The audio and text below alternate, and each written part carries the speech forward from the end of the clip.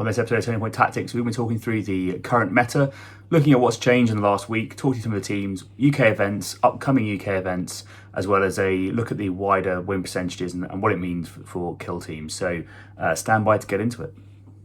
Hello and welcome to Turning Point Tactics, the competitive Kill Team 40k YouTube channel focused on giving you the strategies and tactics to seize initiative every turning point. I'm your host Ryan, and I'm here to help give you the tips and tricks to elevate every part of your Kill Team experience. So no matter if you're a casual or a competitive player, there should be something here for you. If you're interested in supporting the channel, there's a few ways you can go about doing so. You can join the Patreon, where you get access to members only Discord, Patreon priority questions, early access to content, exclusive content, and tournament awards. Or if you find yourself buying Kill Team goodies or hobby supplies, you can use one of our affiliate links in the description below, or discount codes with Crossfire Games and GG Prints. We're always keen to hear your thoughts and feedback, so don't leave that comment box empty, let us know what you think. Once again, thanks for your support, and with all that said, let's get into it. Okay, so the date is the 18th of August, it is Monday, and we are doing the Turning Point Tactics Metawatch, the new thing that I have started doing, and we'll see how long it lasts, but here we go. So we'll start with the UK events recap. So not quite as busy a period as the last period, but there was 3 events over the weekend. First event, the largest of the events, was Deadwood. It's a Manchester-based event with 18 players. So a sort of relatively good size, but some real strong players actually in the list of people playing. I'll go through the winners and explain where I think they sit. So number 1 is Declan Rhodes from South Yorkshire Kill Team. So Declan was running his Inquisitorial Agents. He's been playing them a lot recently. I think he's sort of getting back into the Agents post running a little bit of time on Blades of Cain. I think Inquisitorial Agents are a really strong place. I think the ability to be able to flex tac ops and choose what you want to be able to do. I assume most of the time you're probably going to be running plant beacons with activation advantage. You've got quite a lot of APL, so you can do that. But if you're on a map where security makes sense, you can just go, yep, instead I'm going to swing into security because I've got the right setup here to make it work. Or do whatever you need to do. But I imagine most of the time you're probably going to be swinging between security and recon. I don't think you would go into infiltration by choice. And I don't think you would do seek and destroy based on the fact that most of their models, or you're going to struggle to make models through APL to be able to do stuff, essentially. But the option's there, I guess, which is kind of cool. They have a really good tool set, and I think they're in a strong position in the meta. So I think we'll probably see them continue to do quite well. What will be interesting, actually, is this team, as well as Blades of Cain, are probably going to be the least affected, I imagine, by the announcement of the new approved ops, right? Because essentially you can take so many different types of operatives and so many different types of tac ops. I'm assuming one of the archetypes is going to be good, right? It's not like all tac ops are going to suddenly become bad. So if your kill team can just flex between them and go, actually, yeah, I'm gonna do this, I'm gonna do this, I'm gonna change my play style, I'm gonna take different operatives. It's a bit more responsive to what the meta needs to be. So, yeah, really good to see Inquisitorial Agents going undefeated and taking top spot. Next is Thomas Shaw in second place with Goremongers, also from South Yorkshire Kill Team, to pick up a second place. We talked about Tom previously on the last Metawatch, so good to see a sort of very consistent performance from him. Goremongers, again, I think they're a really strong team. I think they are now in a much better place post this particular, meta shift, because essentially the easiest way to deal with Goremongers, is probably the best way of putting it, is being able to double shoot, because if you can go up, get within 2 inches of them, shoot them twice, and consistently do about 6 damage in each shooting attack, then you will kill a Goremonger really easily, and it won't have cost you too much to do so.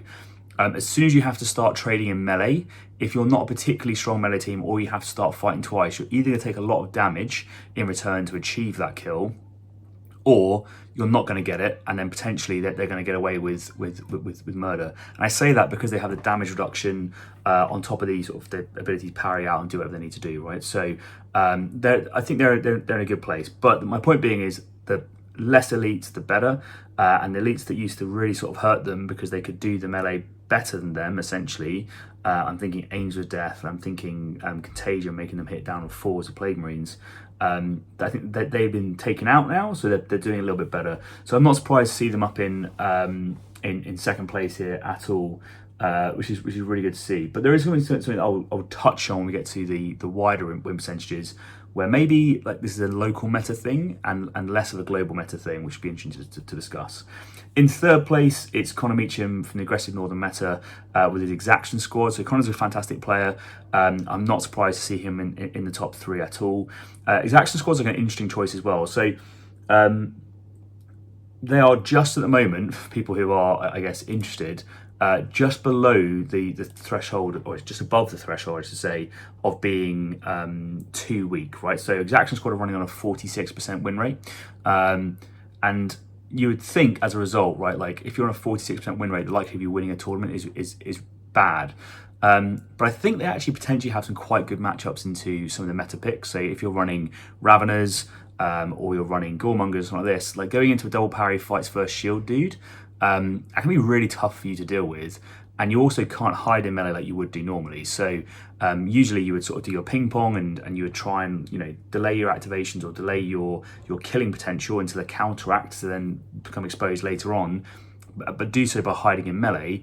Well, you can't actually do that against Exaction Squad because they're just going to shoot you where you are, even though you are in melee.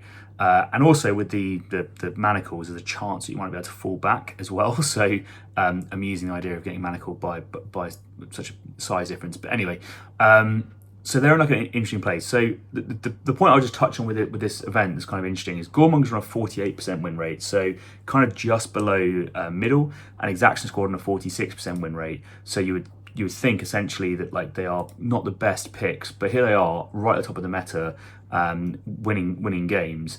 And I think that's kind of like one of the bits that people need to probably take from this is like win percentage isn't everything, right? So win percentage gives you an indication of how teams perform, not necessarily a guarantee of how your team's going to perform.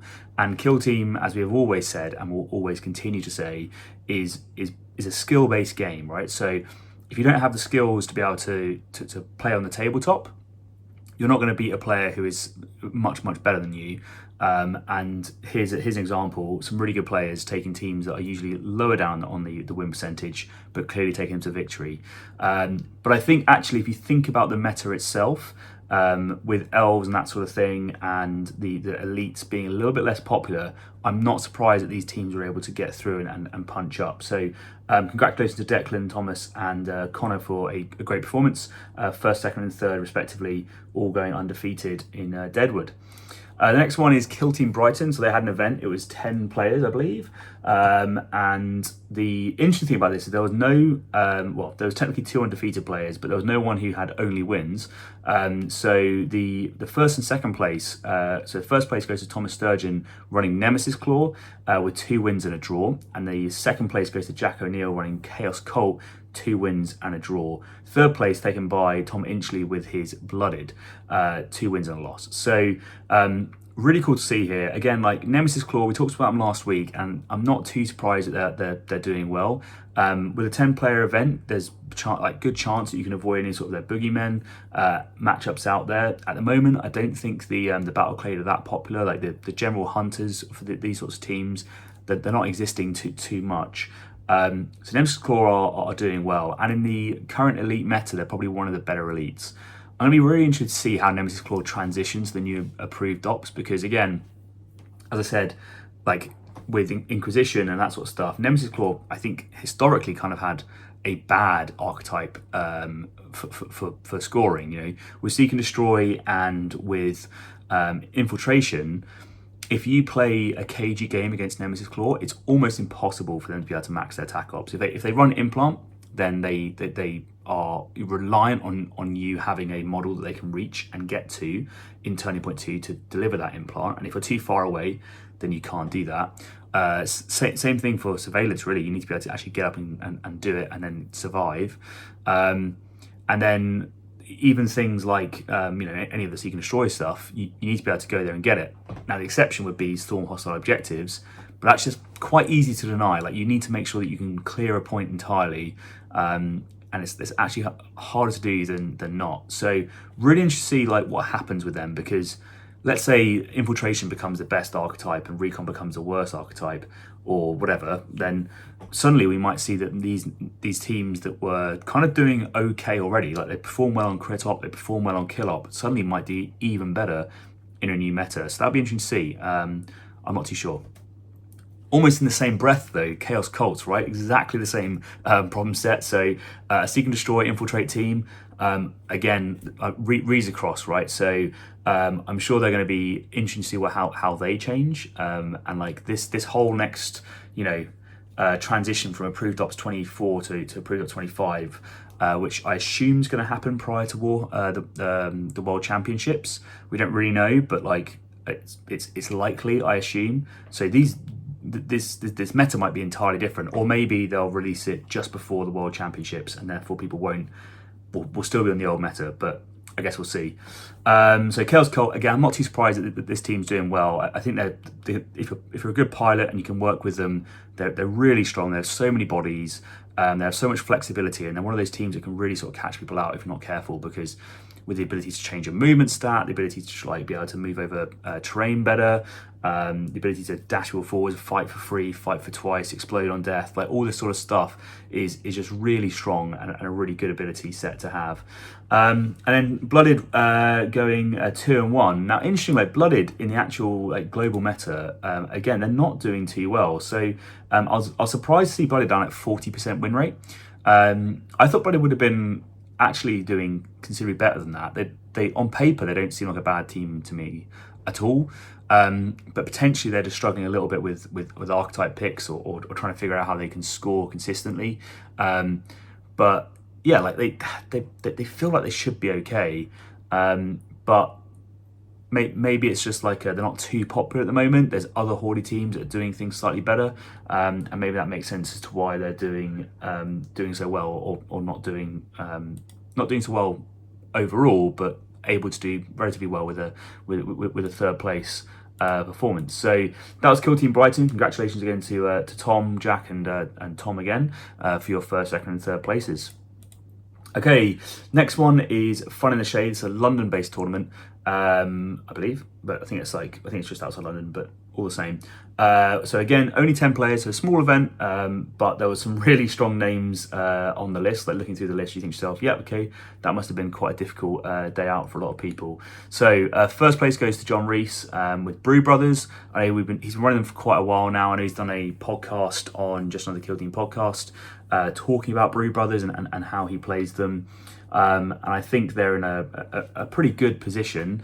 Coming out of the data slate, I think everyone thought they would get hit much harder than they actually did get hit. So them doing almost so well is not necessarily surprising. Now, global win percentage wise, they're only at 54%. So I think that's partly because they're not an easy team to play. And you have to definitely know what you're doing. I think particularly against elites, like you don't have very many consistent killing options, so you have to make sure that you're maximizing the use of each of them when it comes up. And so I think for a lot of players, that's really tough. And balancing how you get your like kills versus tac ops versus crit op, like it's kind of a resource game with them that I think people potentially struggle with.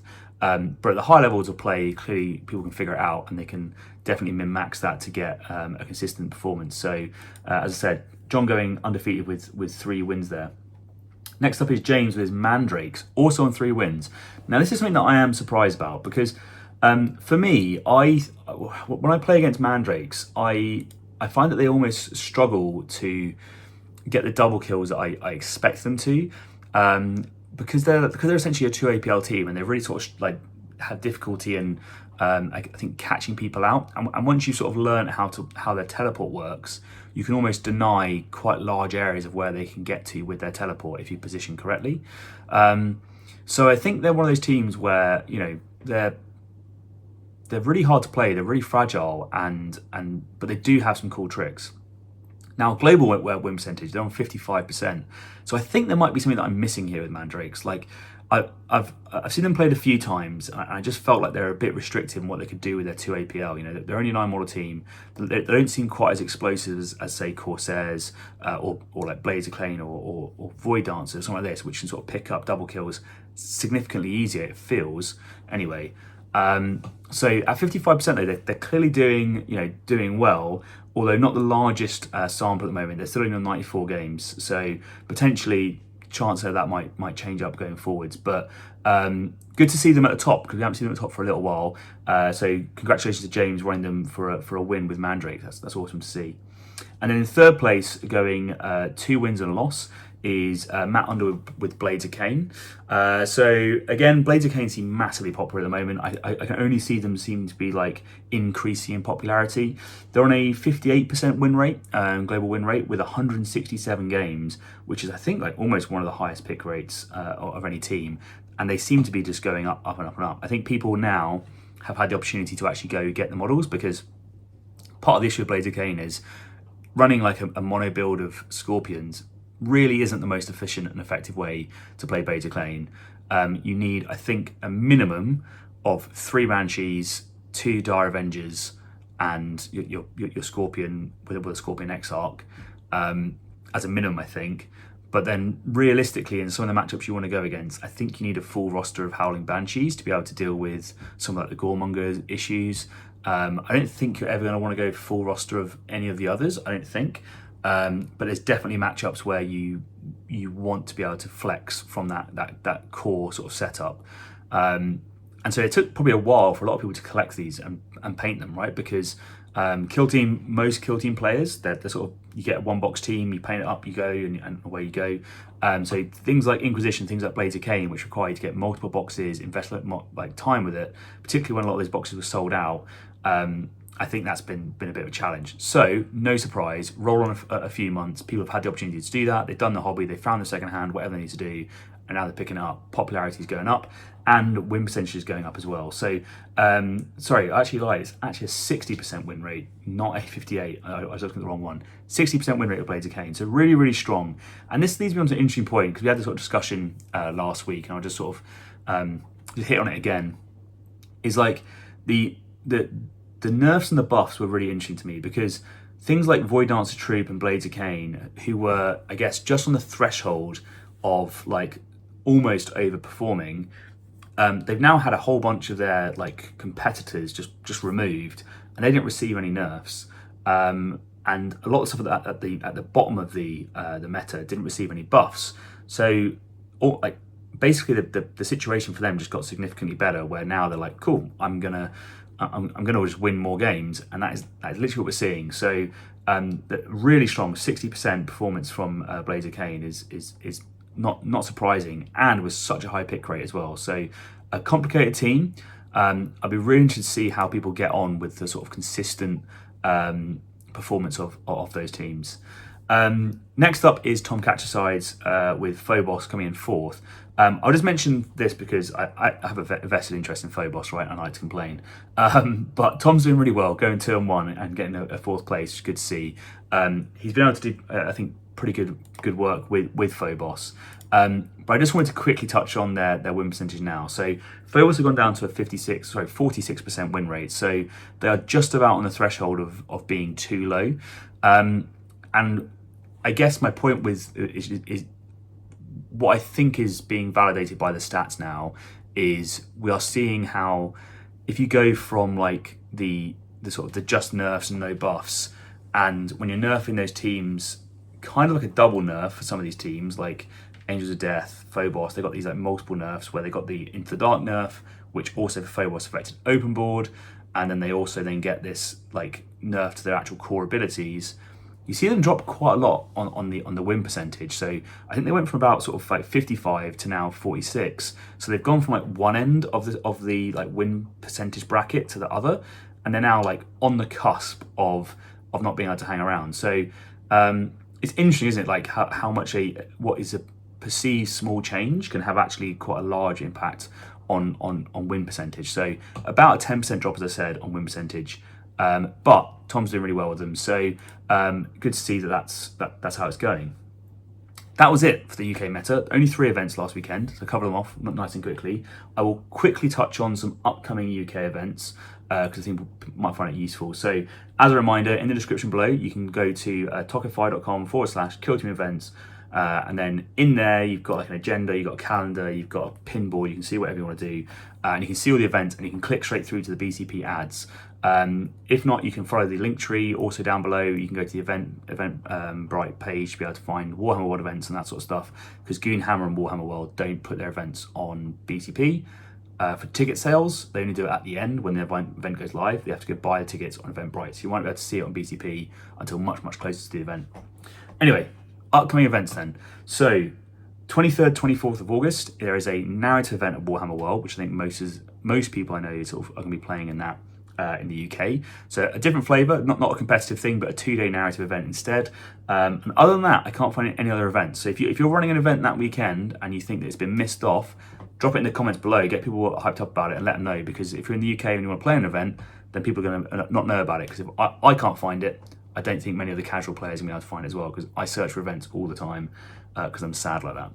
28th to 31st of August, the following week and weekend, is then WTC, which is obviously in Belgium, not the UK. But I only mention it because there is 10 of the UK's finest heading out to sort of represent the UK.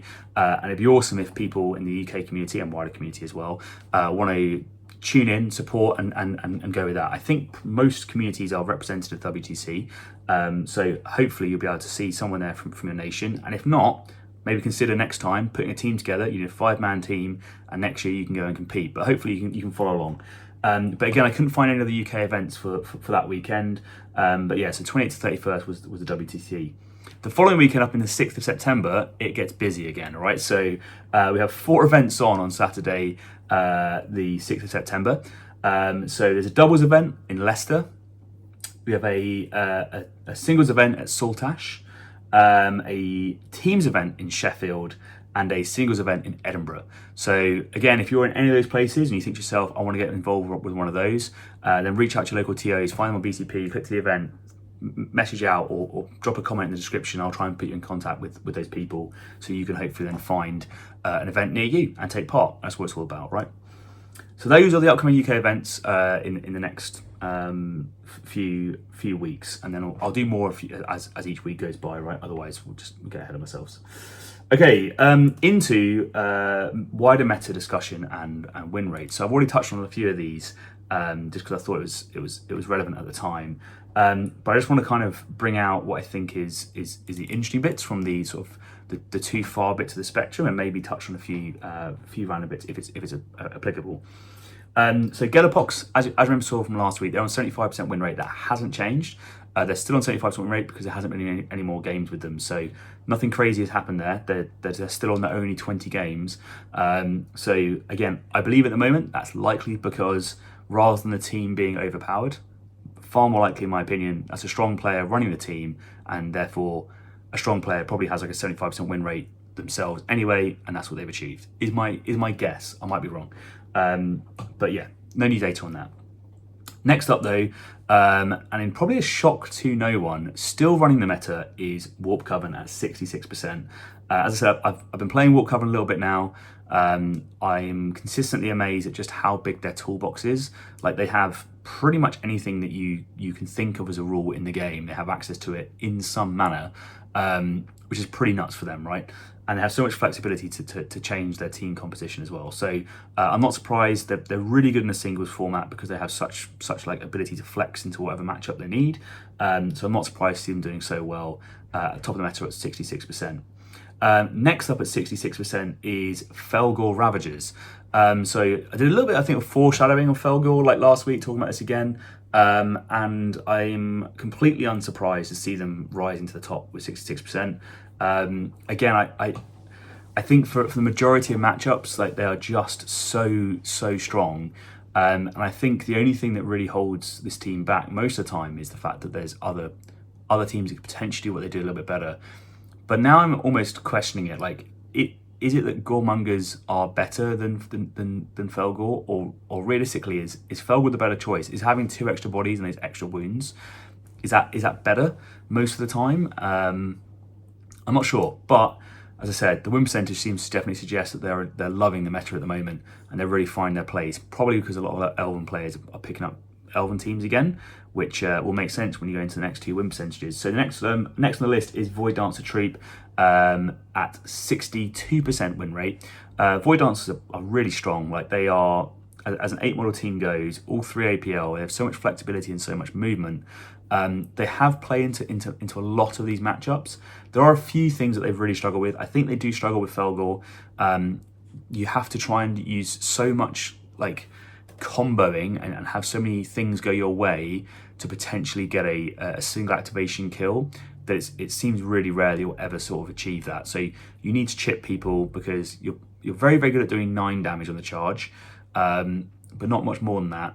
And even then, they're still just frenzied, so it doesn't really do it. So if you hit them for 9 damage, and then they hit you for 4 and they frenzy, and now you're stuck in combat with them, they'll just activate and hit you and kill you.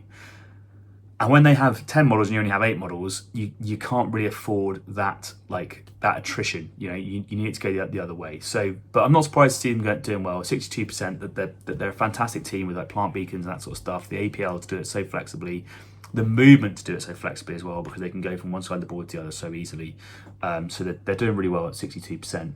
Next up, I talked about Blazer-Cane already on 60%. Again, I'm not surprised. They're overperforming because probably most of their competitors have gone away. I think they're probably not too happy to see things like Felgor across the table from them. But I think if you go like all Howling Banshees, you're probably okay into Felgor. You have like a route there to kill them relatively efficiently, but it still kind of can be difficult. But interesting to see. So yeah, Blazer-Cane at 60%, and Inquisition at 57%. Again, like, I'm not too surprised. They weren't that popular before, and now they're getting played a bit more, and they're rising back up in percentage win rates, which is what I would kind of expect to see. So I think they're probably about where I perceive them to be on a power level scale in my current opinion. Then at 57% is Hyrotech. Again, they're winning lots of events, but their sort of win percentage has dropped. I still think they're really strong. I think they're finding it a little bit harder, because before the playing field was very saturated with elites, which they do really well into, and now that saturation has gone down a little bit, so you would expect as a result the win percentage to drop as well. Next up is Hunterclade at 57%, showing that the buffs are probably pretty decent, so I'm going to watch those carefully, because they seem to be going really well. I think for me they seem to have so much durability, which is really, really interesting. And then finally, the one I'll just quickly touch on is Farsoga Kimban is going in with a 56% win rate. I think they're doing really well because they can play the crit up and attack ops so efficiently. Poach is, like, as an ability goes, is so strong. And it's interesting that like Rattlings don't seem to sort of get the same level of love as Farsoga Kimban for that ability. Rattlings down at 52%, so they've come up from where they were. But Farsoga Kimban is on 56. And I think for some of the objectives, like if you're playing like Upload or Secure or these sort of objectives, it's so strong just being able to, whatever your opponent does, just be able to just take an objective away from them. And it can become really hard to play against. And if you know like that skill set as a creep player, and you know how to pace it correctly, I think you can win very, very efficiently on points. The main thing they struggle on is losing on kill op from potentially dying too quickly. But if you're a good creep player, you know how to like feed just the right amount of operatives at the right time to achieve what you need to achieve. And I think so long as you don't overcommit, then you're probably fine. So those are the teams at the top of the meta. I thought it was just worth touching on. The underperforming teams, I'm just going to really quickly rattle through them. Scouts at 43%, Battleclade at 43%, Jaeger at 43%, Commanders at 42%, Wormblade 41%, Blooded 40%, Corsairs 40%, Novitiates 39%, Deathcore Krieg 38%, Kazakin 30%, and Pathfinders down all the way at 22%. Now, one of the things I actually wanted to touch on, which is only because it really annoys me, and therefore I have to mention it. So Kazakin, as it turns out, they have a ploy, Siege Initiative, right? Cool ploy, I really like it. Obviously I'm biased, but I think it's really awesome. I've only just found out that you can only use that ploy at the end of the firefight phase. So the way it used to work is you'd roll initiative, and then if you needed to re-roll your dice, you would spend a CP and you roll your dice, right? But now you can't do that. You have to roll it like before, you have to spend the CP before you roll your dice. So you might waste the CP when you roll a 6, and then you're left almost unknowing what the result is. So like, I'm just, every time I read more about this team, I'm like, why do they make every bit of it worse? Like, and please, please fix this team. Please give them something. Like, there's so many people that are like interested in getting into Kill Team.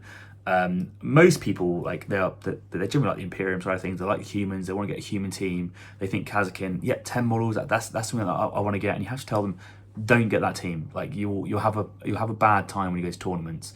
You'll have teams that you can't kill through shooting because of rules and interactions, and then your rules themselves are really restrictive and hard to do. And turns out the sequencing of the rules makes no sense, so that you have to spend CP before you then have a good roll and all this sort of stuff.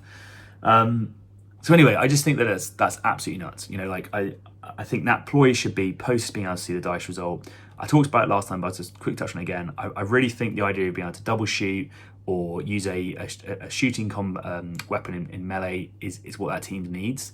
They need the double kill potential.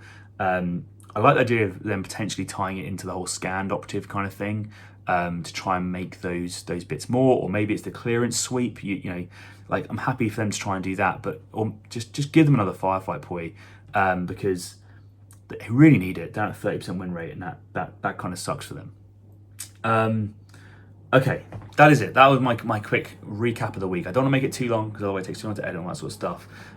So I want to go through all those bits. One of the things that I will do now is just do a tactical tip. So it's a subscriber benefit is the idea. So if you haven't subscribed and you like this content and you find it useful, then hit subscribe, and that'd be awesome. I really do appreciate your support. And what I'm going to try and do is, like, as a suggestion, is add on a little tactical tip that I think is useful for people each week, so you can then go, all right, I've taken a bit of learning away, and as a thank you, all you have to do is hit subscribe. So what's there not to love? So the tactical tip for this episode is using equipment to block the placement of other people's equipment. Now that sounds like probably kind of obvious in a way, right? But the amount of times I play games where the first thing people do, they'll get 2 light barricades and they'll get a heavy barricade, and they'll go, cool, I'm going to place my heavy barricade first, and they put it right down in their own territory, right at the back, 4 inches up, whatever, in a good place. They positioned it perfectly, all that sort of stuff. But when I'm looking at the map, I can often think about, like, where I want my equipment to go and where my opponent might want to put their equipment. So let's say that there's a central objective and you want to like bias it so that the cover is more towards your side, or maybe you want to be able to just put a toe on it, whatever. Well, where you place your barricade on that objective impacts where your opponent can place their barricade on that objective. Or maybe you're trying to route block, right? And you really want to, there's like a main channel, and you see that your opponent has taken razor wire, right? And it's obvious where they're going to put it. They're going to put it right in that main channel. It's going to block your team. It's going to stop you being able to get through. Maybe you're a Galapox player and you're really worried about your opponent. He's taken this razor wire. Well, if you, in that main channel, place a light barricade such that you can fit a 40mm base either side of it, or whatever it is that you need to be able to do. So it's sort of like vertical rather than like horizontal, right? So you have a gap either side. Well, now your opponent can't place a bit of equipment within 2 inches. So now, like, they have to put their razor wire, their barricade 2 inches further away, which means maybe you now have a route to get through, because the way the terrain is sometimes, that means that you can now get that route to where you need to be.